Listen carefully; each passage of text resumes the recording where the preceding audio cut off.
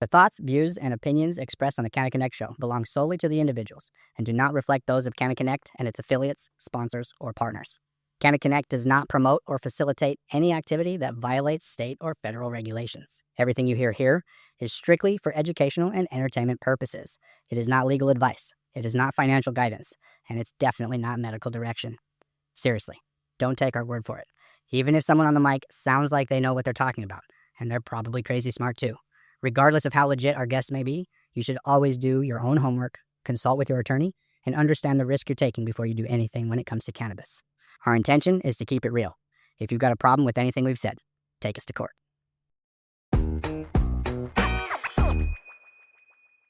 We got to thank our sponsors for helping pull this off. Shout out to Comcast Business. Comcast Business, we met them at Canna Connect with Metric, which was incredible. Matt Somak from Comcast Business showed up. He's like, hey, Comcast doesn't want to put their logo next to a pot leaf. He said, go find somebody in the industry who's already doing it. That's when he found Canna Connect, saw we were one of the only guys doing it. Welcome back to the Canna Connect Show. I'm your host, Steven Eigenman, and today I am joined by Chris Hanna, Director of Sales Engineering for the Midwest region at Comcast Business. Yeah, thanks for having me. Comcast Business, you must be no, you're from North St. Paul. I'm from North St. Paul, yeah.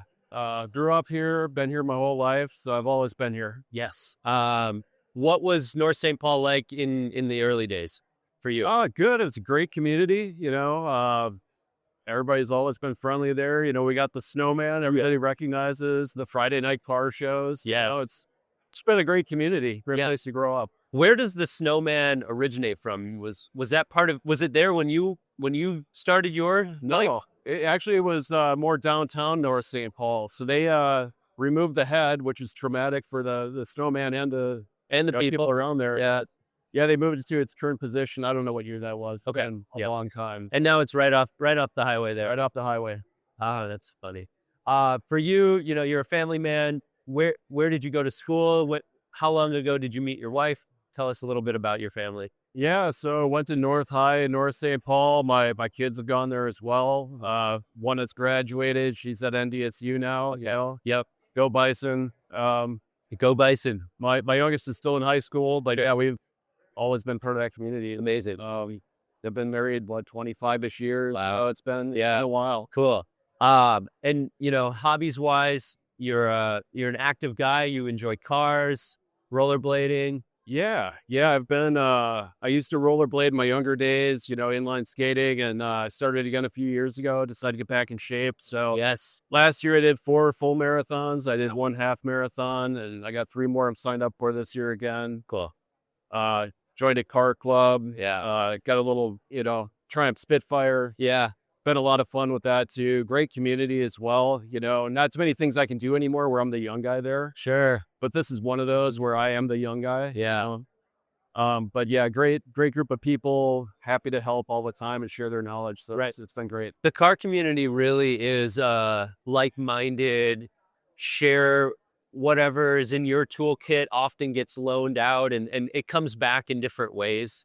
100%. Yeah. So it's one of those kind of tight-knit communities where if you need help, you get 8 people to show up in your garage on a Saturday morning. They'll help you out. Seriously. Just bring coffee or donuts and everything else is pretty much taken care of. As long as you're willing to collaborate and it's a give and a take, but it's so much of a give from what I know. My dad's a gearhead and he's building a car right now and he wouldn't be able to do it without the welder help and the program help, for the mapping of how do I build these things? Because he doesn't, he's an engineer, but he doesn't have some of the CAD programming background, right? So I hear you on that. Where do you like to train for that?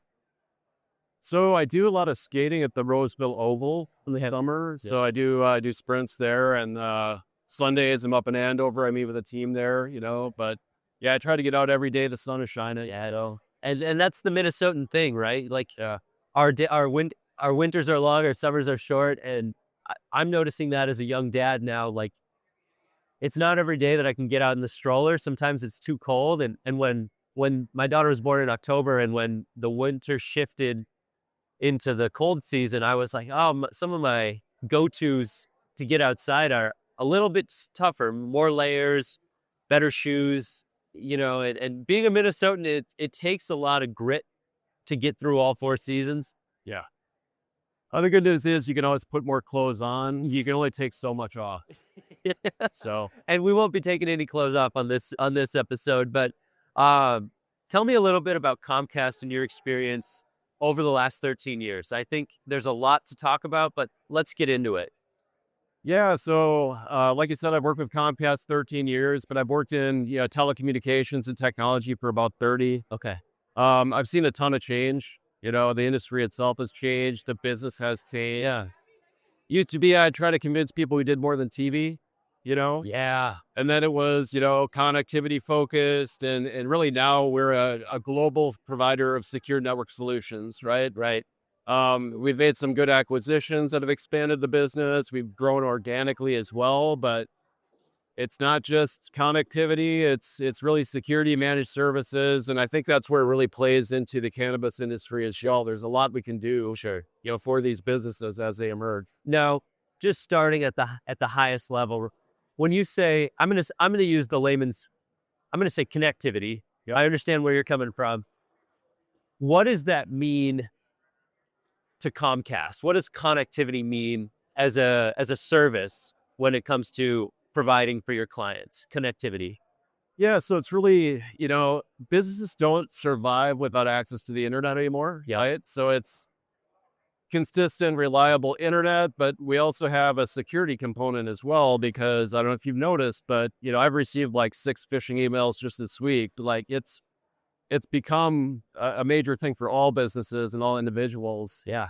Part of that has grown through AI as well. Like it's much easier to launch a cyber attack than it used to be. Those phishing emails have gotten much better as well. So you have to do things to combat that, because everyone's a target. Right? It's not just big businesses anymore. It's everyone, because it's become easy. Now, if we're speaking to the Minnesota cannabis entrepreneur who's getting a dispensary started, what are some good high-level tips and tricks when it comes to surveying your email inbox to avoid clicking on a phishing scam?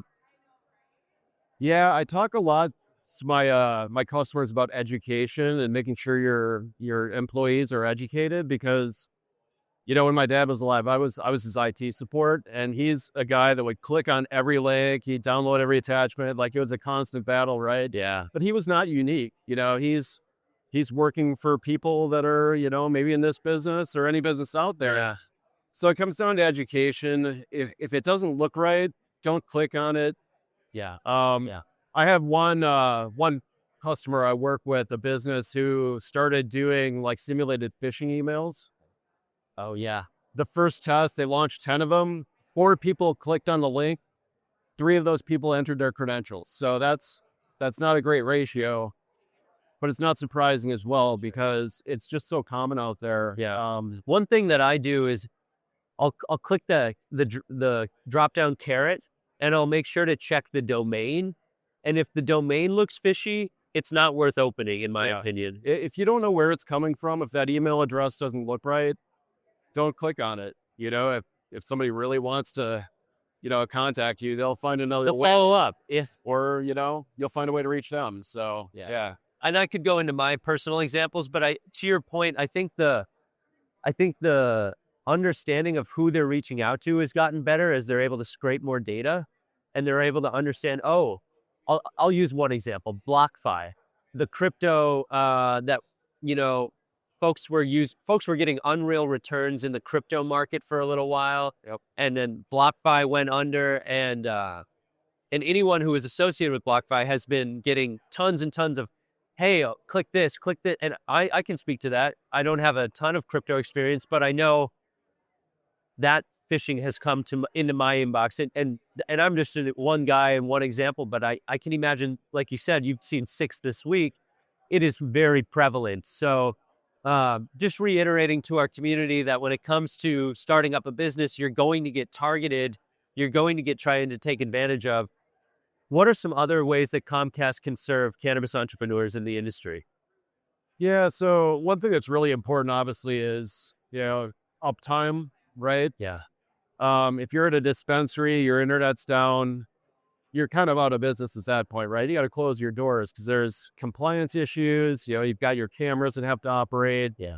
You're doing RFID. You're tracking your produce, your stuff in the back. Everything requires internet, right? The old days of pulling the credit card swiper from underneath the desk, Right. those are gone, right? So that doesn't work anymore.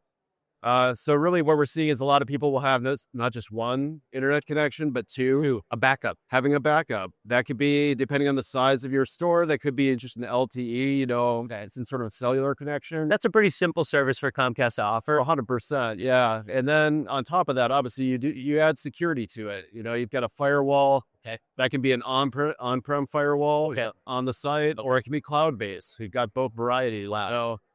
Depending on the size of the shop, it could be, one basic internet connection plus an LTE failover. It could be dedicated connectivity. It could be two dedicated connections. It just depends on the size of the organization, size of the store, the dispensary. Okay.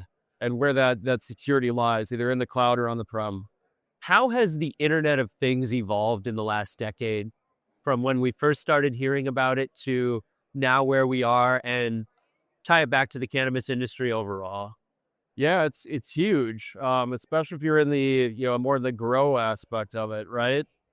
We talked a little bit about plants yesterday. I'm a gardener. Yes. I got him in the backyard. I've got my registered Monarch way station. It's got all native plants. Yeah.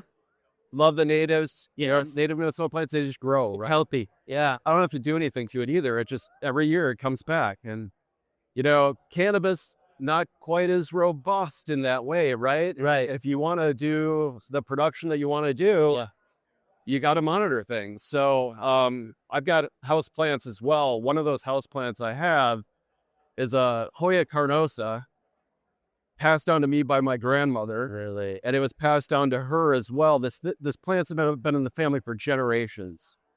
But I've had it for like 25 years. It took me 20 years to get it to bloom. And it wasn't until I moved it in the house a little bit and it got just the right amount of sun, not too much, not just enough, right? That all of a sudden it bloomed, and it was incredible. But wow, when did it bloom? Just last year. Really? Yeah. And it was, it's amazing. If you've ever seen them, they've got these clusters of flowers that are like star-shaped flowers. They're pink and white. That must have been so gratifying, satisfying. And for your grandmother to have taken such good care, and for you to, it reminds me of like a turtle. Turtles live to be 100 plus years old if they're able to. And like very few things get passed down. I feel like things are so made to just be consumed and thrown away, and like taking care. And I think having a green thumb and understanding gardening will set you up well to speak to the folks in this industry, and they'll appreciate that, because there is a lot of crossover with home gardening and cannabis growing. And I think for a grower, if you were to wait 20 years to get a flower in the cannabis industry, your family's starving at that point. Yeah. That's not a good business model, right? So luckily it grows like a weed. Yeah. But to get the production value that you want, it takes some work. And you do need to monitor things like air temperature, moisture, humidity, soils, all these aspects of it. Sensors will do that for you. And that's one of the things we can provide as well. Okay. That's that Internet of Things aspect to it. And it's really getting really prevalent in other industries as well. You go into your favorite coffee shop and you order a nice latte. We might be the ones providing sensors to make sure you have ice for that latte, right? Yeah. So coffee shop, it's a bad day if your ice melts. In this day and age, people love their iced lattes. Yeah. I'm a black coffee guy. Me too. Lattes, but it is what it is. Now, jumping back into the dispensary, cameras, kiosks, order fulfillment, RFID tracking. Let's dive into where Comcast can help dispensaries. Yeah, so really, we kind of have a solution that fits almost any size of organization, whether it's multi-site, single-site dispensaries, whatever it may be, small, medium, and large. At the base model, like I said, you've got your basic business internet. Yeah. You've got maybe an LTE failover. Yes. You've got security applied on top of that. Okay. You start getting into a larger organization, and we do have solutions that are, more robust than that. Sure. But the key for us is it's uptime, right? It's reliability, because if it's out, you're in a tough spot, right? Your compliance might be an issue at that point. You certainly can't transact. Yeah. A bad day in the office, you're all you folks. It is. And the OCM and metric, there's a large compliance aspect to this business. And I think working with a technology partner like Comcast Business makes a lot of sense, because you guys have seen so many different businesses. You've helped and supported so many different businesses over the last many years. I'm not familiar with when Comcast Business officially started, but I've grown up knowing the name Comcast. So I just want to reiterate that Comcast Business is more than just selling you things. They're also happy to consult, and you're happy to have conversations with upstart companies. Yeah, it's 100% true. So, if I'm talking to a business owner may talk to a lot of other business owners. They're in the chamber, they go to events, whatever it may be. Yeah. If we're doing our job correctly, we're still talking to more business owners than a business owner is. Because every day we're out in the field or we're on phone calls, we're talking to people out there in this industry. Yeah. And I look at it as, consulting, right? Not every conversation I have results in a sale, and that's okay. If you learn something from me and I learned something from you, that's a successful conversation, and that's the way that's the way I operate. Okay. Something that I need to learn more about. I have friends that work in the cybersecurity space. It's become a large industry in the last decade, 5 to 10 years. Yeah. Where does Comcast Business fit in when it comes to cybersecurity for a business? Really, at this point, we can touch basically every aspect of it, right? It's how you protect the gate into the facility via firewall. You can do endpoint detection and response, which is kind of like, everybody knows what antivirus is. This is like antivirus that looks for behaviors instead of known threats. It takes it to a new level, right? Cloud security. We can secure customers who have hundreds of locations. We can secure customers that have one site, so it scales as you scale. Really, there isn't anybody who couldn't benefit from some of the services that we have. So let's talk a little bit of your solutions and your acumen. Comcast Business is already serving the cannabis industry. Let's make sure that people know that to start off with. Talk about some of the successes that you've had within within the cannabis industry. Yeah. Yeah, really, we touch everything from seed to sale. From the growers, obviously not just in Minnesota, right? Colorado, Oregon, all these other places where this is, on the rise, right? Yes. We're actually part of it. 23, we were the 23rd state. I think there's 41 medical states. So 80% of the country is on medical cannabis, and over half the country is on adult use cannabis. So Exactly. And kudos to Comcast. We've reached the tipping point. It does seem that way. Yeah. This is, people have thought of it as a legitimate business for a long time. Not everybody did, but it seems like at this point, this is a legitimate business, and people are starting to treat it that way and operate in a way that is a legitimate business. And we're part of that. So yes. You've got a great team behind you. It's not just you. When people call in, when folks do reach out to Comcast Business, who or how can they expect to be initially served by?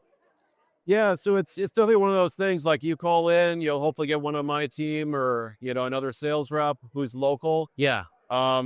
We do a lot of outreach as well. So the one thing I'd say is, if we're calling you, just have that conversation, right? They instantly are like, oh, it's a salesperson, right? Just know that salesperson is there to consult as well. Like I said, not every conversation results in a sale. Yes. We're here to have, conversations with, business owners and IT folks, and that's what we do every day. So, and do you have any questions for the cannabis industry or for Canna Connect when it comes to understanding Minnesota's unique industry here?